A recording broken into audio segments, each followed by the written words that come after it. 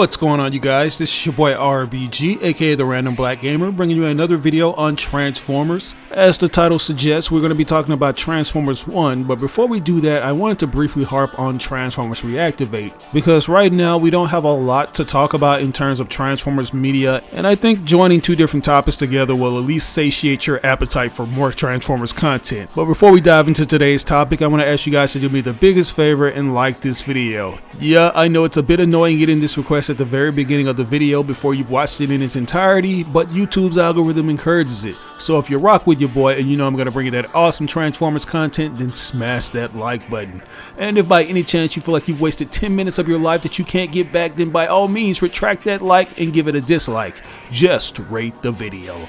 Yeah guys, as I was saying, there's not a lot to talk about in regards to these two topics, so joining them together will make this video a lot more entertaining and give you something to go off of, because I feel like we have been relatively cold in terms of new updates in regards to both of these particular topics. One revolving around Transformers Reactivate, which is a game that we want to hear more about, but due to the live service nature of it all and all the other circumstances that have happened in terms of its development, it's been hard for the people at Splash Damage and Hasbro to pull the marketing trigger, which, take of that what you will. I think that is a key indicator that they are working hard to give us a game that's fully cooked and ready to be consumed by all the Transformers fans. And one of the good things about waiting for official information is getting all of these juicy details from awesome people like RoboGamer1 HD. In my previous video, we talked about the news in regards to this game's development essentially being done, at least from a base level. As you know, it's being developed by Splash Damage, but it was originally being developed by another team by the name of Certain Affinity.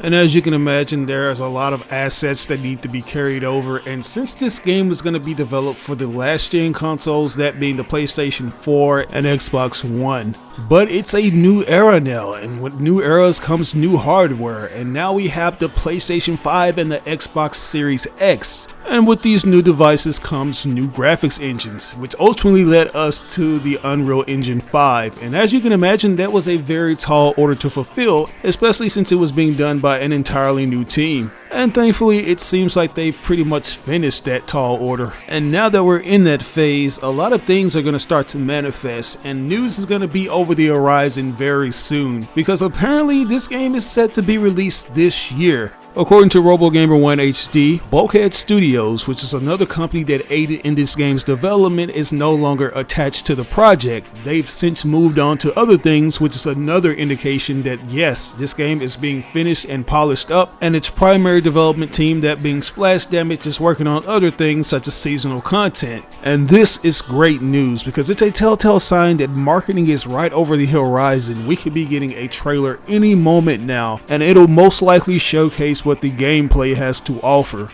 It's undoubtedly going to be one of the most visually pleasing Transformers games that we've seen in quite some time, and I have a nagging suspicion that it's going to keep us playing for quite some time. Just want to remind you guys again that this is going to be a live service online multiplayer, so your mileage may vary. I'm not sure if they are going to have single player aspects to the game where you can choose to play it solo dolo, but I hope it's done in a reasonable fashion and in the same spirit as other games such as Xenoverse 2, which essentially started off as nothing more than a role-playing fighter game, but ultimately evolved into a reasonable games as a service title, where the developers give us passionate seasonal content with new cutscenes and newer characters. That's what I'm really hoping to see with Reactivate, because Transformers has a very expansive roster of characters, and like I said, there's a lot of multiverses to deal with, so taking that Dragon Ball Xenoverse 2 approach would be the best option for Splash Damage and Hasbro. But moving on, I think it's time that we talk about Transformers 1, which is an animated movie that's going to be separate from the live action movies. For more than a decade, the Transformers franchise is stuck to making its theatrically released movies in live action format, while keeping its animated entertainment on the smaller screens. However, this new entry is going to be the first feature-length adaptation for the popular Hasbro toy line, and it's going to be on the silver screen in animated form. And like its 1980s predecessor, it's going to have a star-studded cast, which I know that a lot of people have mixed emotions about, but like I pointed out, this seems to be a coming of age story that's going to actually tie up some of those loose ends, particularly particularly with the Cybertron War. We got a taste of that in Bumblebee, but we didn't know what exactly kicked it off. I think we have a good idea that it all started with the disagreement between Optimus Prime and Megatron, but we haven't been able to see Megatron yet in this new continuity. I was under the impression that we could potentially see him in a post-credit scene, which we were going to get in Bumblebee, but it was axed at the last moment. And I thought we could potentially see him in Transformers Rise of the Beast, but no dice.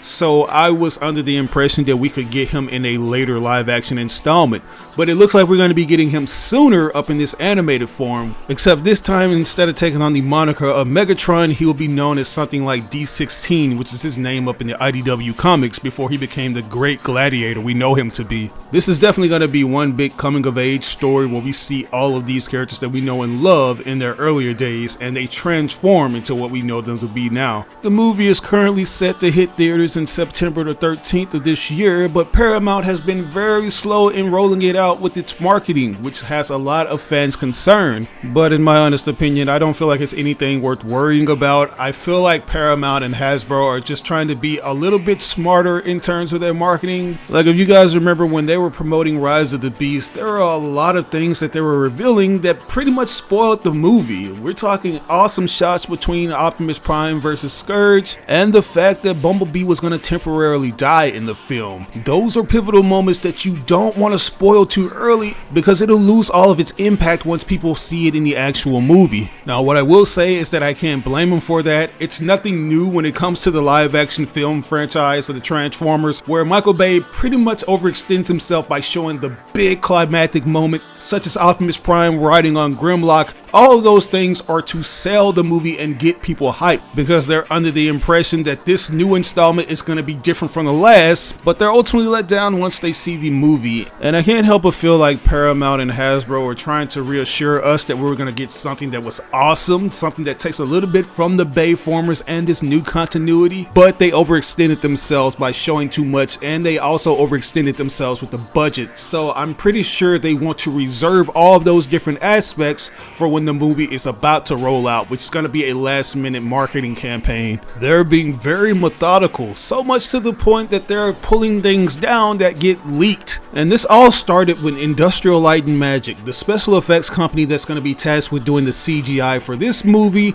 accidentally posted a new updated screenshot of the logo for Transformers 1. And you're probably thinking to yourself, what's the big deal, right? It's just a updated logo for this movie. It's nothing major. It almost looks on par with the original logo that we got a few months back. But apparently this little mishap was enough for Paramount and Hasbro to spring into action and begin censoring anybody who shared it on different social media outlets, which is crazy to me, man. Like, this is something that people want to see. Even if it's something so small as a logo update, it's at least a telltale sign that something is over the horizon in terms of a teaser trailer, poster art, anything. But the powers that be are doing their best to keep things close to the chest and a secret until they're officially ready to reveal it. Which, like I say, guys, take of that what you will. I think it's a very smart move on their part because they want to make sure everything is right. We can't afford to have any mess ups. Literally. I don't think you guys realize how bad of a financial slump Hasbro is in right now, so they gotta make sure they strike hard when the iron is hot.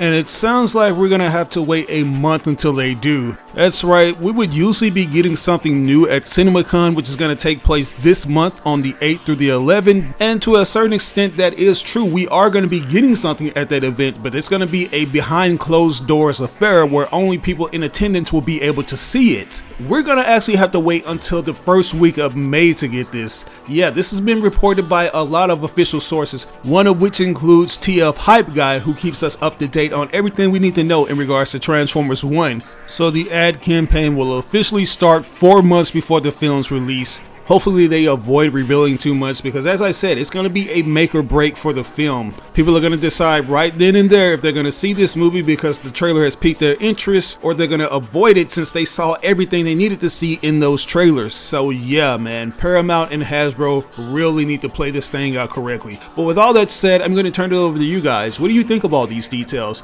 Do you think that we'll be seeing a trailer for either of these projects in the near future? Or do you feel like you're just not even interested anymore? more? Let me know in the comment section below. As always, I ask that you like or dislike the video. It doesn't have to be a thumbs up, it can be a thumbs down if you want. But if you just so happen to enjoy this video, I ask that you share with all your friends and followers on all the different social media outlets. Sharing really makes a difference. Once again, this is your boy RBG signing out on another video. I'll catch you guys next time. Peace out. As a successful YouTube user, I often get questions asking what I use to get my videos tons of views. And the answer to that is TubeBuddy. This thing has helped me take my channel to the next level in ways I never imagined. It's a browser extension that helps new and experienced YouTubers grow fast and optimize their channels. I've been using this extension for years and it's constantly getting updated with new features, like the SEO tool that helps me come up with the perfect title, description, and tags to get more people to click on my videos. It even provides you with analytics beside your videos to see how much traffic your video is generating from various social media sites. The extension is absolutely free, but as a special offer, we're giving a 50% discount for channels that have less than 1,000 subscribers that purchase the Pro upgrade.